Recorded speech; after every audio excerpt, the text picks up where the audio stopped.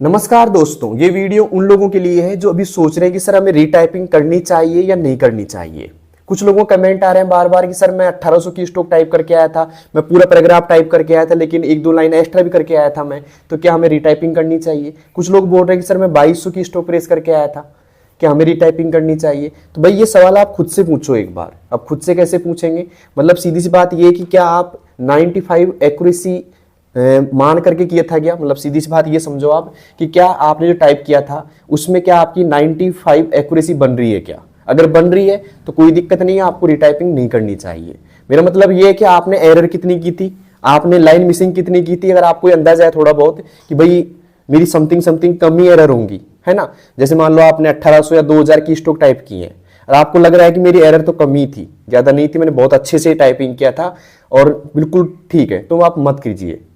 ठीक है, हो सकता है दोबारा दोगे तो आपकी बिगड़ जाए, ऐसा भी तो हो सकता है कई बार कि भाई पहले तो 28 तारीख को हमने बिल्कुल सही किया था, हो सकता है कि जो अब लगे, जब भी आपकी डेट आए तब लगे आप बिगाड़ दो, ऐसा भी तो हो सकता है। लेकिन जिन बच्चों को लग रहा है कि भाई मैंने 2000 या 2200 की स्ट्रोक टाइप तो कर दिए थे लेकिन एरर का पता ही नहीं है, एरर ज्यादा हो सकती है, कन्फर्म नहीं है, मेरी तो लाइन भी मिसिंग हो गई थी बीच बीच में, तो उनको वापस करनी चाहिए। ठीक है, अब आपको लगेगा कि सर हम कैसे अंदाजा लगाएं कि हमारी एक्यूरेसी बैठी होगी ढंग से, तो आप घर पे करते होंगे ना। घर पे क्या आपकी एक्यूरेसी 95 आ जाती है। अगर घर पे आ जाती है 95, 96, 97, तो मैं श्योर कह सकता हूं कि आपने टाइपिंग में भी काफी बेटर किया होगा। ठीक है, लेकिन जिन लोगों की एक्यूरेसी घर पे ही 85 आती है, 90 आती है, तो ये उम्मीद मत करना कि एग्जाम सेंटर पे आपकी 95 एक्यूरेसी आ जाएगी, ऐसा नहीं होता दोस्तों। ठीक है, कुछ लोग 2200 की स्ट्रोक या 2300 की स्ट्रोक भी लिख के आए, कुछ लोग 2400 की स्ट्रोक भी लिख देते हैं, लेकिन सीधी सी बात है, मैटर करता है एक्यूरेसी।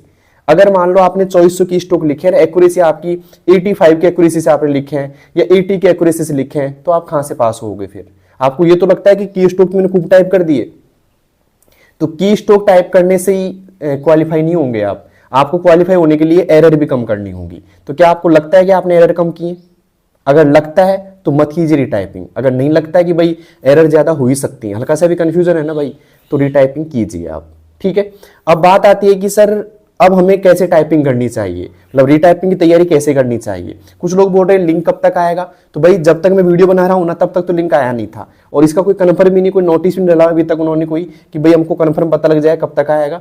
हो सकता है वो तैयारी कर रहे हो अपनी कि भाई कैसे कैसे अब री एग्जाम लेनी चाहिए, रीटाइपिंग लेनी चाहिए। ठीक है, लेकिन उससे पहले तैयारी कैसे करनी चाहिए आपको टाइपिंग की। अगर आप सोच रहे हो, कन्फर्म कर लिया आपने कि भाई मैं एरर ज्यादा करके आया था और मुझे रीटाइपिंग करनी है, तो अब आपको किन बातों का ध्यान रखना है। अब सबसे मेन मुद्दे की बात यह है दोस्तों कि आपने सोच भी लिया कि रिटाइपिंग करनी है सर, लेकिन रिटाइपिंग की तैयारी कैसे करनी चाहिए हमको। ठीक है, तो आप घर बैठे तैयारी कर रहे हो या कहीं सेंटर पे कर रहे हो, कोई दिक्कत नहीं, कहीं भी करो। लेकिन हम जो अब करवा रहे हैं ना ऑफलाइन, जो बैच में हम तैयारी करवा रहे हैं बच्चों से, तो हम ऐसे करवा रहे हैं कि भाई उनकी जो एक्यूरेसी है ना उसको हम 95 प्लस करवा रहे हैं, मतलब 96, 97, 98, और कुछ बच्चों की एक्यूरेसी 98 भी आ चुकी है।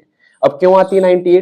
क्योंकि वो एरर कम करते हैं। ठीक है, हम ये बोल दिया कि भाई खींचो मत स्पीड को, खींचना नहीं है आपको। ये मत सोचो कि मैं 40 की स्पीड लेके जाऊंगा, 50 की लेके जाऊंगा, ये मन में नहीं होना चाहिए। अब मन में ये होना चाहिए जितना ही मैं टाइप कर रहा हूं ना भाई, उनमें आपकी एरर कम से कम होनी चाहिए। ठीक है, तो आप जितनी एरर कम करोगे उतनी एक्यूरेसी इंक्रीज हो जाएगी ऑटोमेटिक। और ये आपको हैबिचुअल एक्शन करना है। कई बार क्या होता है कि बंदा एक एक अक्षर की मिस्टेक कर देता है और लाइन मिसिंग कर देता है जल्दबाजी के चक्कर में। क्यों? क्योंकि वो सोचता है कि अब की बार मेरी 40 की स्पीड आनी चाहिए, अब की बार मेरी 45 की स्पीड आनी चाहिए। ऐसे सोच के टाइपिंग नहीं करोगे आप। आपको करना है दोस्तों, एक एक लेटर को आप लिखो। जैसे मान लो आपको डोसा कंप्यूटर वाला लिखना है, तो इसको पढ़ना ऐसे नहीं डोसा कंप्यूटर वाला।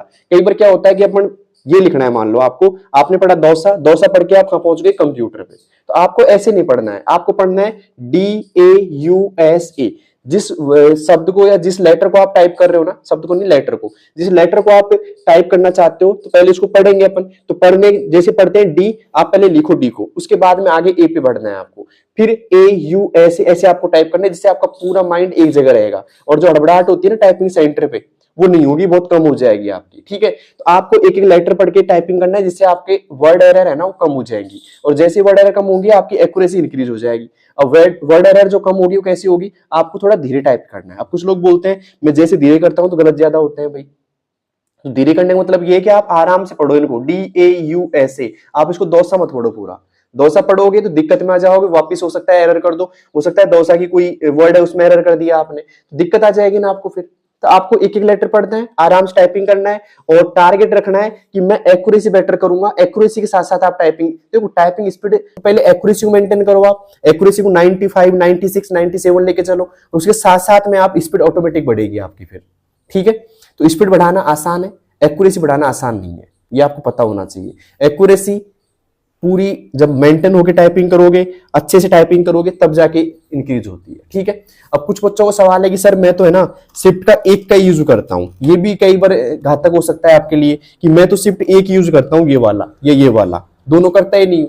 तो भाई दोनों को करनी है। ठीक है, अगर मान लो आपका हाथ ये ऐसे हाथ रखना है, थोड़ा सा बता देता हूं उसको भी मैं, देखिएगा जैसे मान लो ये आपका हैंड है और आपको टाइप करना है, जैसे कि आर टाइप करना है शिफ्ट के साथ में, मतलब बड़ा, तो ये हाथ फ्री है ना आपका, तो इस हाथ से शिफ्ट प्रेस करोगे, इससे आर प्रेस करोगे। ठीक है, अगर मान लो आपको वाई प्रेस करना है तो वाई इस हैंड से आता है, तो सीधी सी बात है शिफ्ट इससे प्रेस करोगे और वाई इससे, पहले शिफ्ट दबाओगे, वाई दबाओगे, फिर शिफ्ट छोड़ दोगे साथ साथ में। ठीक है, तो हमेशा जो फ्री हैंड है ना आपका, हमेशा जो फ्री हैंड है ना उससे आप शिफ्ट प्रेस करो। कैप्स लॉक का यूज नहीं करना है आपको, क्योंकि कई बार क्या होता है कैप्स लॉक ऑन तो कर देते हैं अपन और जल्दबाजी चक्कर में ऑफ करना भूल जाते हैं और सारे वर्ड क्या हो जाएंगे, कैपिटल हो जाएंगे आपके, तो वहां भी आपको प्रॉब्लम हो सकती है।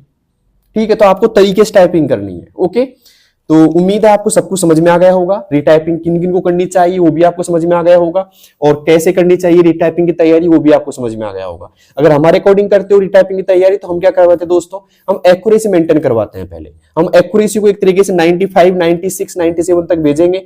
क्यों, इसका एक रीजन है, अगर मान लो वहां पे हड़बड़ाहट हुई थोड़ी बहुत भी, तो वर्ड एरर आपकी कम होगी, और वर्ड एरर कम होगी तो आपकी एक्यूरेसी अच्छी बैठ जाएगी, आराम से आप क्वालिफाई हो जाओगे। तो उम्मीद है सब कुछ समझ में आ गया होगा। अगर सब कुछ समझ में आ गया तो ये वीडियो उन लोगों के पास शेयर कर दो जो एनटीपीसी की रीटाइपिंग की सोच रहे हैं या तैयारी कर रहे हैं, उन सभी के पास इसको भेज दीजिए और बताना कैसी लगी हमारी ये जानकारी आपको। धन्यवाद।